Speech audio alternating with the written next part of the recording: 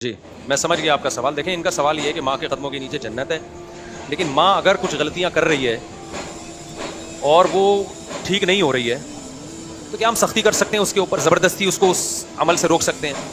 یہی حاصل ہے نا آپ کے سوال کا، یا ہم برداشت ہی کریں گے؟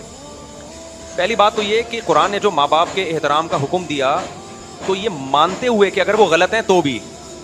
دیکھیں اس سے بڑی غلطی، شرک سے بڑا کوئی جرم نہیں ہو سکتا، اور اس سے بھی بڑا جرم یہ کہ وہ آپ کو شرک پہ مجبور کر رہے ہوں. وَإِن جَاهَدَاكَ عَلَىٰ أَن تُشْرِكَ بِي، تمہیں مجبور کر رہے ہیں کہ تم بھی ہماری طرح کافر ہو جاؤ. اتنی غلط بات کی دعوت. پھر بھی قرآن کہتے ہیں صاحبهما فی الدنیا معروفا، پھر بھی ان سے اچھی طرح سے پیش آنا ہے. یہ تو ان حقوق سے تعلق ہے جس کا اللہ کے حقوق سے تعلق. شرک کس کا حق ہے؟ توحید اللہ کا حق ہے نا.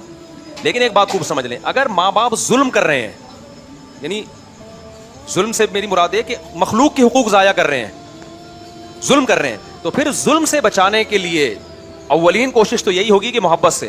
اگر وہ محبت سے باز نہیں آ رہے اور آپ سمجھتے ہو کہ تھوڑا سخت لہجے میں بات کرنے سے وہ مان جائیں گے، تو پھر سخت لہجے میں بات کرنا بھی جائز ہوگا. سمجھ میں آ رہی ہے بات کہ نہیں آ رہی؟ کیونکہ جو جہاں تک اللہ کے اپنے حقوق کا تعلق ہے وہ تو اللہ خود ہی نہیں مٹ لے گا. لیکن اگر جو مخلوق پہ ظلم زیادتی ہو رہی ہے تو پھر شریعت میں ہمیں واضح احکام ہے کہ پھر آپ نے اس کے خلاف آواز اٹھانی ہے. مثال کے طور پر ماں بہن بیٹی کو وراثت نہیں دینے دے رہی باپ کے مرنے کے بعد. اب لڑکی پہ بیٹی پہ ظلم ہو رہا ہے، مائیں بعض مائیں ایسی ہوتی ہیں، پھر یہاں آپ کے لیے قانون کا سہارا لینا، کورٹ میں جانا کہ بھئی اب اس کو وراثت ملے گی یا میری وراثت مجھے نہیں مل رہی، تو پھر آپ بہتر تو یہی ہے کہ چھوڑ دیں. نہیں آپ سمجھتے تو آپ کورٹ بھی جا سکتے ہیں اپنا حق لینے کے لیے. بعض دفعہ آپ کی ماں ظلم بہت زیادہ کر رہی ہے بہو کے اوپر، بہت زیادہ واضح طور پہ ظلم کر رہی ہے، اور آپ کو معلوم ہے کہ اگر میں بالکل خاموش رہا تو یہ ظلم کی نوعیت اور زیادہ بڑھ جائے گی. تو اولین کوشش تو یہ ہو کہ بہو کو الگ کر دو ماں سے.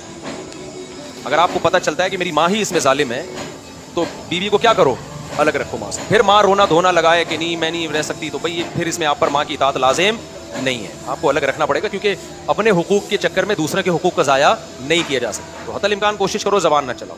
لیکن ایسے موقع پہ اگر جہاں واضح ظلم ہو رہا ہو تو پھر مجبوراً آپ جو ہے نا تیز لہجے میں بات کر سکتے ہیں اس ظلم کو روکنے کے لیے. بعض دفعہ ایسا ہوتا ہے کہ اگر وہ بالکل چھوڑ دیتی جائے تو وہ ظلم بڑھتا، وہ ماں کے ساتھ بھی زیادتی ہوتی ہے، پھر وہ بہت زیادہ آگے نکل جاتی ہے. تو اس میں پھر گنجائش ہے.